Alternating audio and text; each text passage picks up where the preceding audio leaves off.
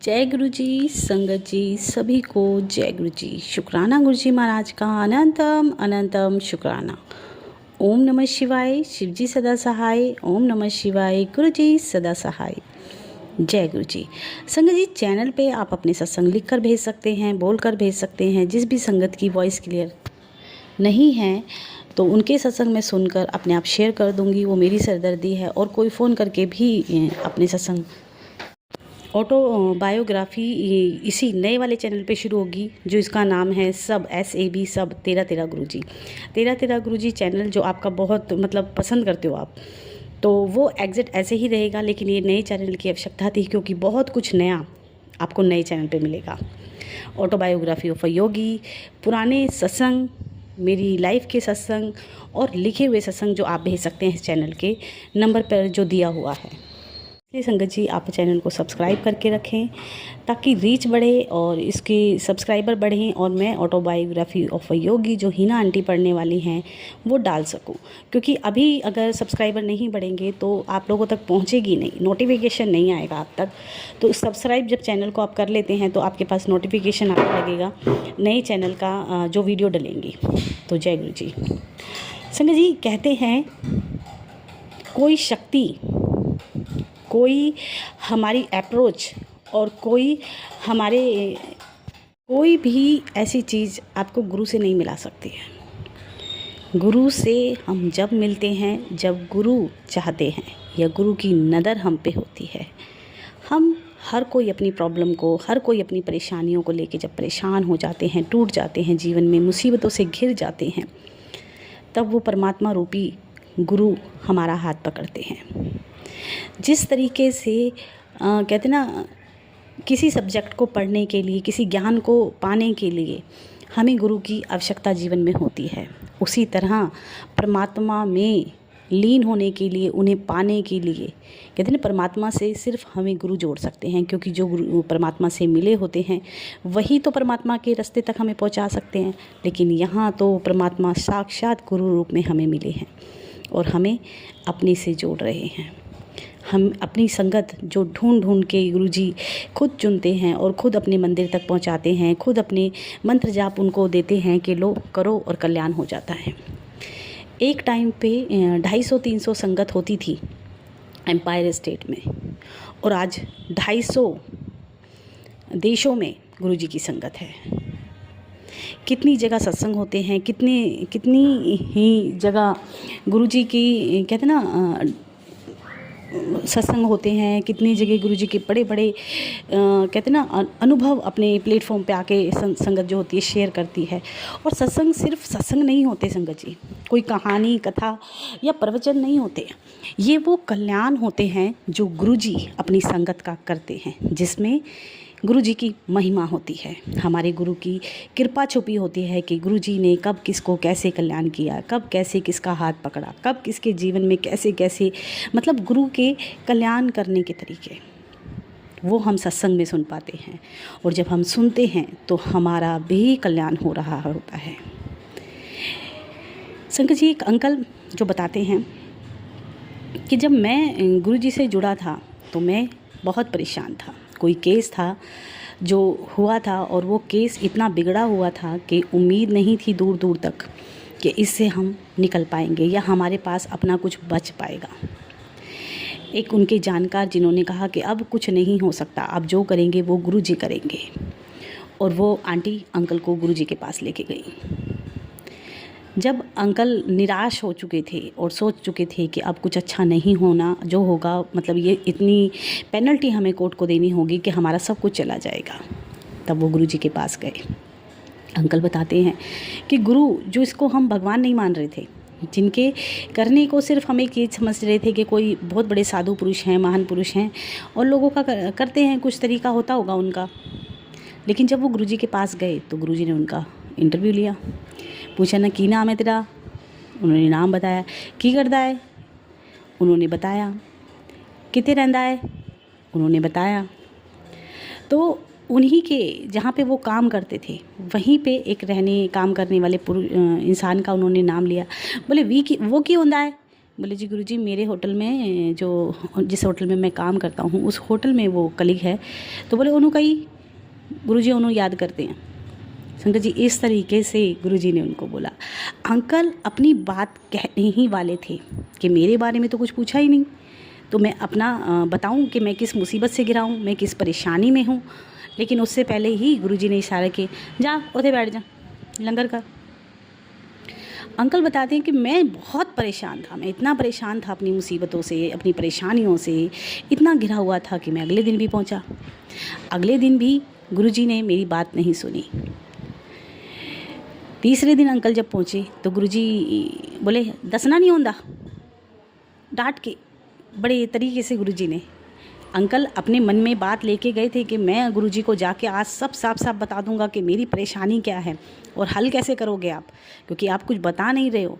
तो जैसे ही उन्होंने गुरुजी के पास आके मत्था टेका, गुरुजी बोले बताना नहीं होना, कोई ज़रूरत नहीं बता दी, कुछ नहीं दसना। और जाके गुरुजी अंकल फिर जाके दूर बैठ गए। अब समय बीता और एक दिन 2-4 दिन के 5-7 दिन के बाद एक आंटी आई, बोली कि गुरुजी ऐसे ऐसे मेरी बेटी की शादी है और मुझे अपनी बेटी की शादी करनी है, ऐसे ऐसे करनी है, क्या करना है। गुरुजी बोले ओ की दस है, ए देख ये बैठा होटल का वो, इस नाल बात कर, ये तेरी परेशानी दा इलाज करेगा। भाई बता इनू की कर सकता है तू। अब वो जाके उन्होंने बात की कि भाई आप कैसे शादी करना चाहते हो, मैं जितना मैं डिस्काउंट दिला सकता हूँ उस होटल में मैं दिला सकता हूँ, मैं वहाँ पे काम करता हूँ। तो उन्होंने ऐसे बात की। अगले दिन जब वो अंकल पहुँचे और वो आंटी भी थी तो गुरुजी बोले कितना डिस्काउंट दिलाया है इसने।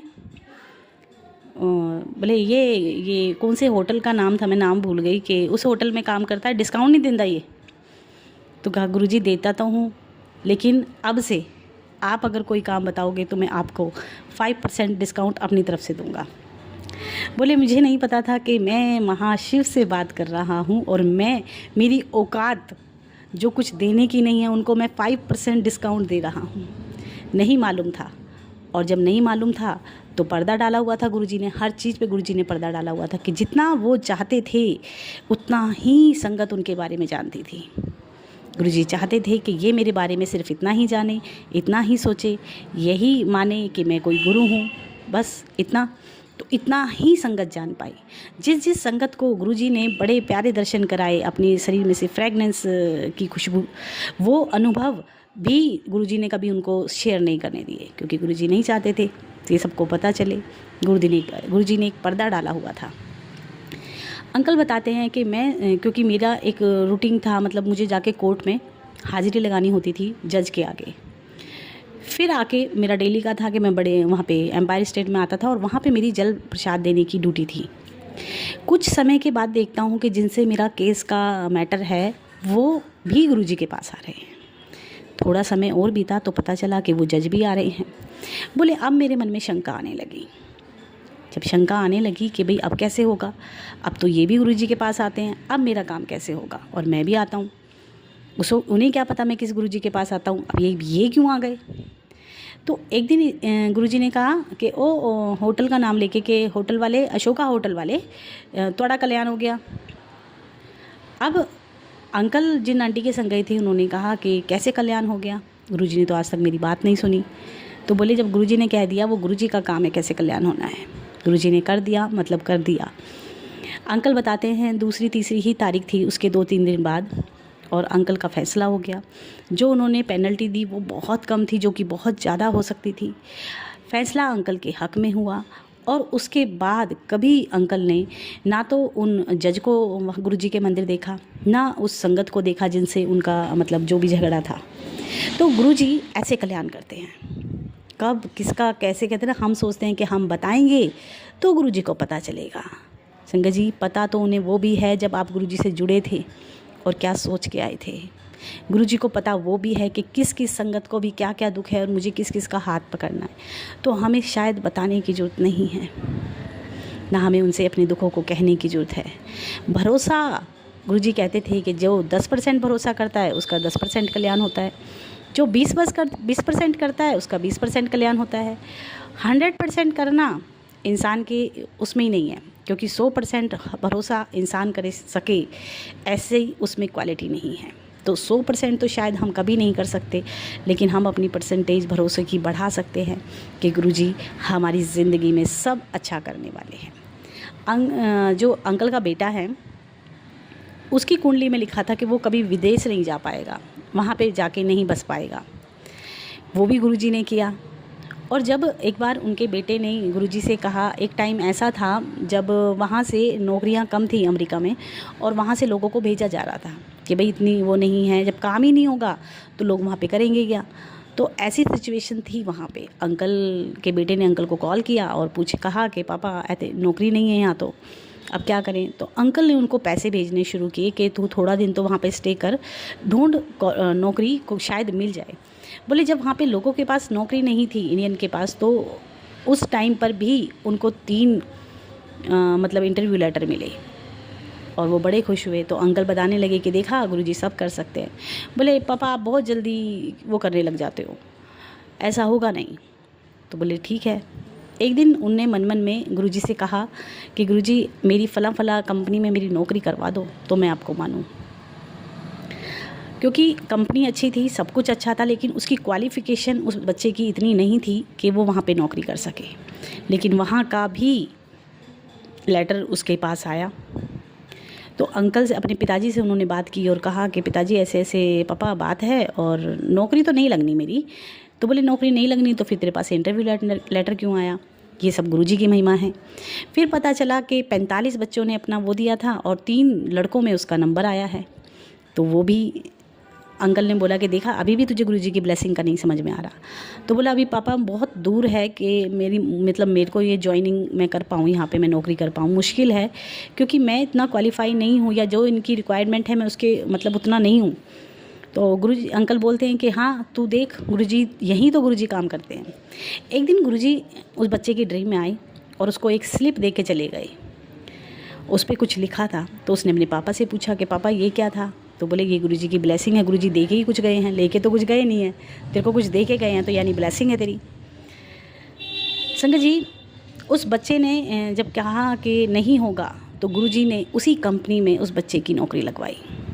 और नौकरी, जो 2 बच्चे थे वो आए नहीं थे, या जो भी था, जो भी मैटर था, लेकिन जो इम्पॉसिबल काम था उस बच्चे को ये पता था कि मेरी क्वालिफ़िकेशन या मैं इतनी नहीं यहाँ पे वो करता हूँ कि जो मेरी नौकरी लगे, लेकिन लगी। उसके बाद जो इस कंपनी में लगा उनको 3 महीने का टाइम दिया कि 3 महीने आप सैलरी पे रहो, उसके बाद ये जो टेस्ट हैं आपके 3 क्लियर आप करोगे, आपको बुक्स वगैरह अवेलेबल कराई जाएगी।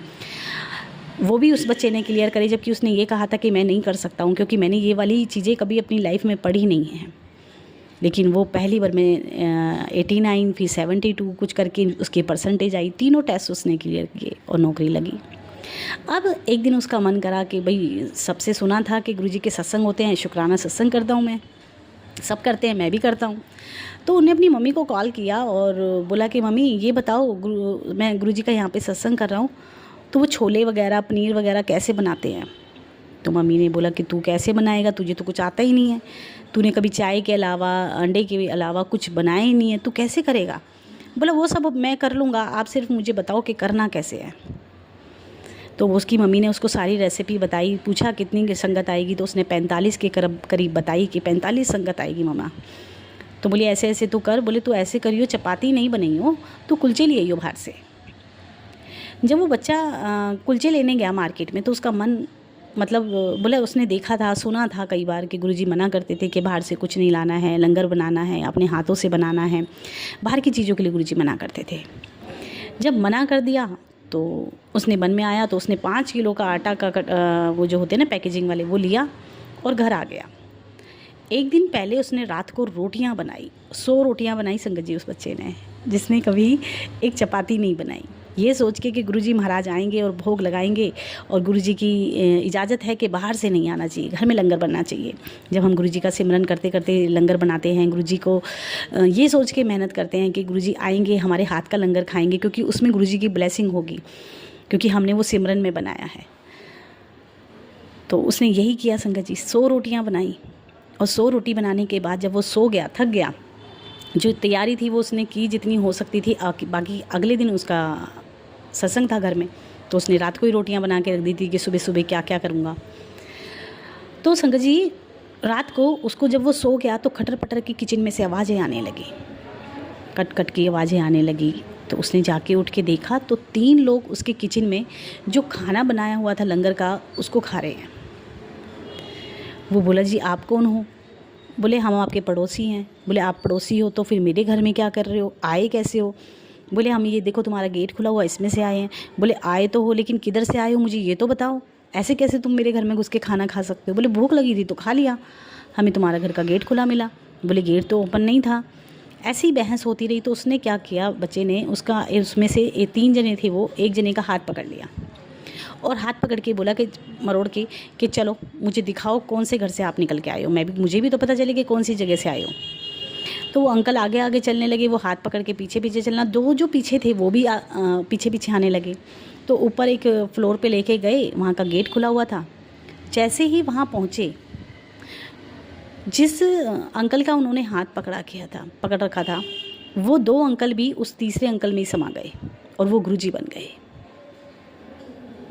इस तरीके से उस बच्चे को गुरुजी ने दिखाया कि तू जो लंगर लेके परेशान है, तूने इतने प्यार से बनाया, मैं चख के जा रहा हूँ। और उसने ये बात अपने पेरेंट्स को बताई कि पापा ऐसे ऐसे, मम्मा ऐसे ऐसे गुरुजी आए थे, वो लंगर चख के गए हैं।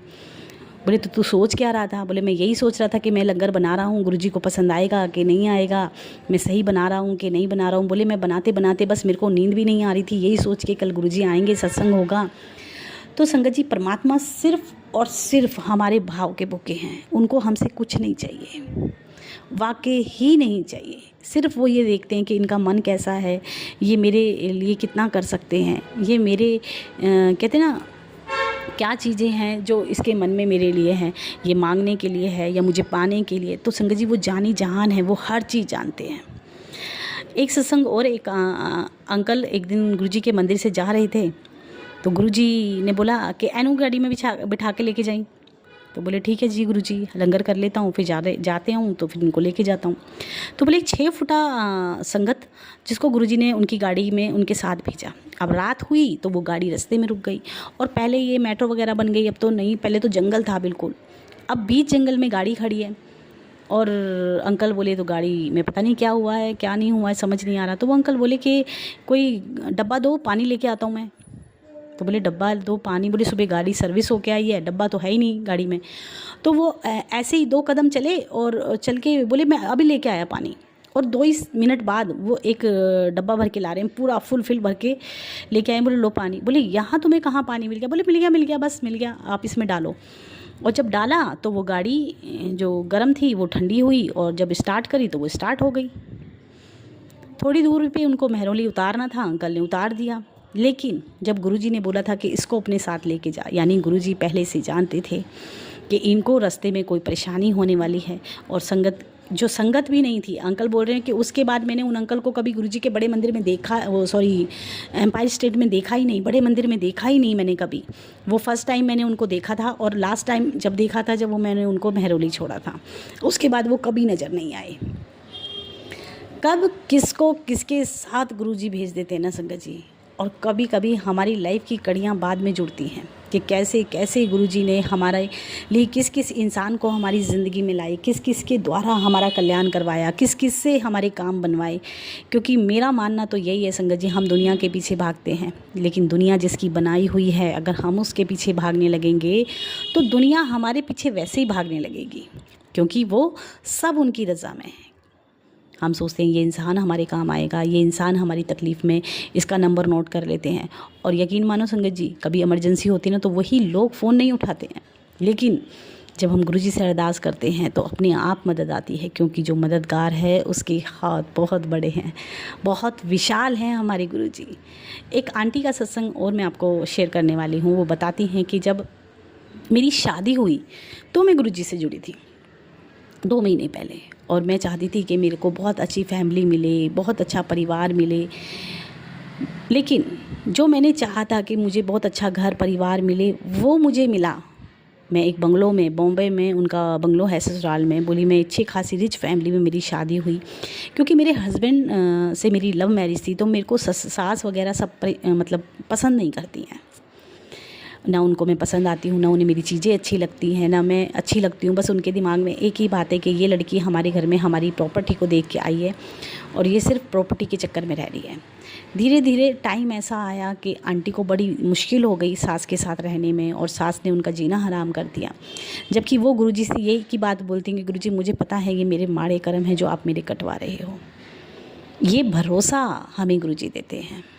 और अब वो बताती हैं कि थोड़े समय पहले मेरे हस्बैंड को उनकी जो जायदाद थी जिसमें उनका नाम था, सास ने उससे भी बेदखल करने की उनको चेतावनी दे दी कि इस लड़की को छोड़ दे, नहीं तो मैं तुझे बेदखल कर दूँगी। 7 महीने वो आई तो शादी में थी, लेकिन सास ने कहा कि अब इसको वापस नहीं लेके आना। 7 महीने वो अपनी मायके में रही। पेरेंट्स नहीं है, सिर्फ माँ है, पिता नहीं है। और बोलती इतनी मुसीबतों के बाद भी मेरे पति ने मेरा हाथ नहीं छोड़ा। और ये सब्र मुझे मेरे गुरुजी ने दिया कि जब मेरे गुरुजी मेरे साथ हैं तो एक ना एक दिन सब अच्छा हो जाएगा। कुछ समय के बाद अंकल उनको बॉम्बे ले आए हैं, रेंट पे रहते हैं। जिस दुकान को अंकल चलाते थे उस दुकान से भी उनको निकाल दिया उनके भाइयों ने और उनकी माँ ने कि यहाँ पे काम नहीं करेगा। अभी कुछ और कर रहे हैं, जो भी कर रहे हैं। बोली मुझे पता है कि जिस दिन मेरा गुरु चाहेगा उस दिन मैं परिवार में भी रहूँगी, मेरे साथ सब अच्छा होगा। अभी मेरे इम्तिहान हैं और अगर मेरे गुरुजी की मर्ज़ी होगी तो मैं बहुत बहुत बहुत खुशियाँ बटोरूँगी। तो संगत जी, ये सारे विश्वास हमें सिर्फ़ और सिर्फ गुरुजी देते हैं। हमारी औकात नहीं है कि हम उस रब पर भरोसा भी कर सकें, लेकिन भरोसा भी गुरुजी जीतते हैं, क्योंकि वो चाहते हैं कि तुम उन पे भरोसा करो। कितने %? इंसानों से ज़्यादा। कितना ज़्यादा कि लगे दुनिया में इनसे ज़्यादा भरोसे करने लायक कोई है ही नहीं। वो अंधेरे में भी देख सकते हैं, वो कांटों पे भी हमारे साथ चल सकते हैं। जहाँ दुनिया में कोई नहीं साथ देता वहाँ भी वो हमारे साथ होते हैं। तो ऐसे गुरु को हम कैसे भूल सकते हैं, या ऐसे गुरु पे हम भरोसा क्यों ना करें। जब दर्द होता है, तकलीफ़ होती है, तो कोई हमारे दर्द को नहीं बांटता संगत जी। बांटते हैं तो सिर्फ गुरुजी। जब पेट में दर्द हो, हाथ लगा के पेट पे हम बोलते हैं गुरुजी हमारा दर्द बहुत है। माँ से कहेंगे तो माँ कहेगी कि दवाई ला देती हूँ, लेकिन गुरुजी कहते हैं कि तेरे 90% कष्ट मैं ले लूँगा, तू तो 10% काट। और कहते हैं ना, हाथी बड़ी प्रॉब्लम को भी गुरुजी चींटी के बराबर बना देते हैं, और उस चींटी भरे तकलीफ़ को भी गुरुजी हाथ पकड़ के कटवा देते हैं। ऐसे गुरु को बल बल जाइए, आप मुकुद में उतारे। जय गुरुजी, शुक्राना गुरुजी। संगत जी, नए चैनल को सपोर्ट करें, सब्सक्राइब करें, ताकि सब्सक्राइब बढ़ें और मैं जल्द से जल्द इस शिव पुराण और ऑटोबायोग्राफी ऑफ अ योगी डालने के लिए बैठी हुई हूँ। बस इंतज़ार है आप लोगों के सपोर्ट की, जो कि काफ़ी अच्छा आप लोग रिस्पॉन्स दे रहे हैं। जिनको सत्संग पसंद आ रहे हैं, क्योंकि वॉइस का बहुत इशू रहता था, आंटी आवाज़ नहीं आ रही है, संगत क्या बोल रही है समझ नहीं आ रहा है। तो अभी मोस्टली संगत सत्संग में सुनकर आंटी के, अंकल के लिखे हुए, पढ़े के, जैसे भी हो, मैं अपनी वॉइस में डालने वाली हूँ। अगर आपको सब कुछ सही लगता है तो जय गुरु जी, शुक्राना गुरु जी।